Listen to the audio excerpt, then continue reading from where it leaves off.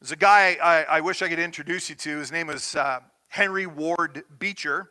I'd like to be able to introduce you to him because he's a very famous preacher, but he lived in the 1800s, so that's not going to happen. Anyway, so I read a story about him that I actually found kind of interesting. It happened when he was a boy.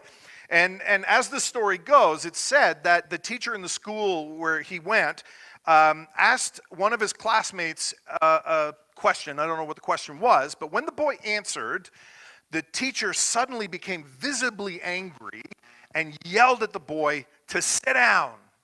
And of course, like a kid getting yelled at by his teacher, he's like immediately scared, sits down in his chair, doesn't say another word. But then several other boys are asked the same question by the teacher. And of course, when they stand, they give the same response. And the teacher reacts the same way, yelling at each one of them, sit down. And they plop right back into their seat, right? Intimidated, until eventually Beecher is called upon. And he stands up. He's asked the same question. And he gives the same answer as all the other boys. And again, the teacher yells at him, sit down. But Beecher didn't sit down.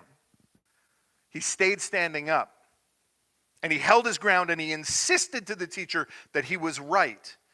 And for a few minutes, just a few minutes, the teacher continued to try and intimidate him. I don't know what he said. There's no record of that, but he kept going for a couple more minutes, trying to intimidate this boy, trying to get him to sit down. But Beecher refused to do it. And then suddenly the teacher stopped, and he smiled, and he told his class, he said, boys, every one of you gave the correct answer.